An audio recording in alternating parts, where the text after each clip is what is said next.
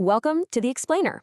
Today, we're diving into a book with a pretty wild claim that the mystical poetry of a 19th century Indian saint is actually a hidden blueprint for 20th century nuclear physics.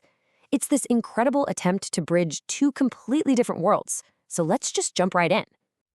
Right out of the gate, the book's author, T.R. Thulasiram, makes this startling claim. He's basically proposing that the spiritual verses of a revered seer named Vallalar aren't just philosophy. They're a hidden scientific text that actually predates modern discoveries by decades. So who is this person at the center of these incredible claims? Well, this is Swami Ramalingam, but he's more commonly known as Vallalar. He was a Tamil poet and sage from 19th century India, really well known for his spiritual teachings. But the reason he's the focus of this book is his most remarkable claim of all, that he didn't die, but instead transformed his physical body into a deathless state of pure light. Okay, so the core argument of the book is that Vallalar's writings are way more than just poetic expressions of some spiritual experience. The author's saying that they're a detailed, scientific blueprint of the universe, just waiting for someone with a modern lens to come along and decode it. So where's the evidence for all this? Well, the author points to specific texts, like the Shrishti Janyam, which is all about the nature of creation. Now, in the author's interpretation, this isn't just a spiritual text. He argues it's a detailed breakdown of matter itself, describing 7 distinct types of atoms and particles. And this is where the argument gets really specific. See, the book doesn't just suggest some vague similarity between mysticism and science. No, it tries to create a direct, one-to-one map, translating Vallalar's ancient terms into the precise language of modern nuclear physics. And here is that direct translation, laid out for us. The book claims that when Vallalar wrote about Anu, this particle that creates an effect, he was actually describing the electron. And when he mentioned paramanu, a particle that's both a cause and an effect, he was talking about the photon, a particle of light. And his Vin Anu, this ultimate causal particle, is correlated with fundamental forces like the graviton and the neutrino. But the claims go even deeper. The author argues that Vallalar's vision went beyond just identifying these particles. He says the texts also describe the dynamic processes between them, specifically transmutation, that almost alchemical process where one element radioactively decays and literally transforms into another. And here's a perfect example of that claim. The author points to passages that he argues describe a process identical to what science observed much later, like the decay of unstable uranium-238.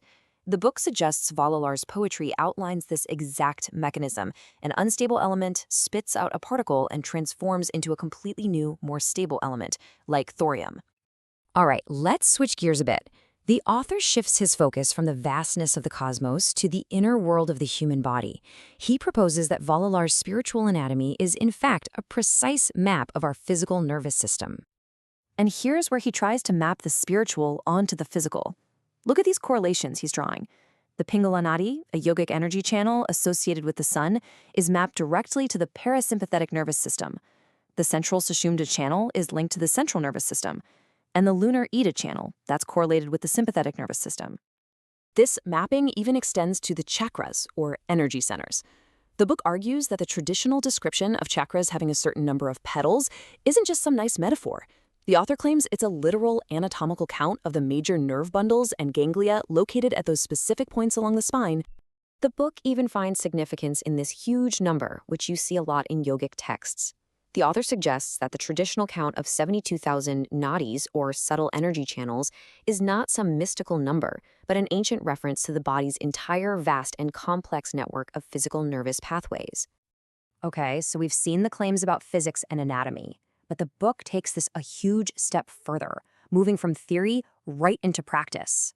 The appendices outline actual therapies that the author claims are derived from Vallalar's deathless state and can be used for healing. And this is where the claims get truly extraordinary. The book proposes that when Vallalar achieved his deathless state back in 1874, he didn't just transform himself. He infused the entire planet with the universal healing energy. The author calls this environmental body power and claims it surrounds every one of us and can be harnessed with something as simple as a magnet. The book provides very specific step-by-step instructions for this. For treating mental disorders, for example, it prescribes a sequence.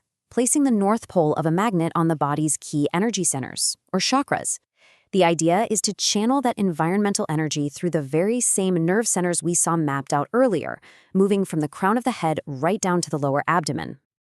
And this practical side of things doesn't stop with just applying magnets directly. The system described includes other alternative healing methods, like using colored ribbons on a picture of Vallalar for self-treatment, drinking water that has been magnetized to enhance vitality, and even using magnets on your hands or feet to help you meditate more deeply. So, when you boil it all down, what you should really take away from this is just the incredible scope of the author's claim. I mean, this isn't just about finding some interesting parallels. It's a full-on attempt to build a direct and detailed bridge between mystical poetry and the hard sciences of quantum physics and modern neural anatomy.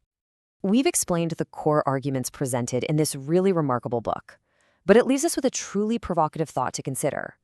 Are these correlations an ancient revealed truth that science is only just now catching up to? Or are they a modern effort to find scientific patterns in what was originally intended as spiritual metaphor? That's really the question at the heart of it all.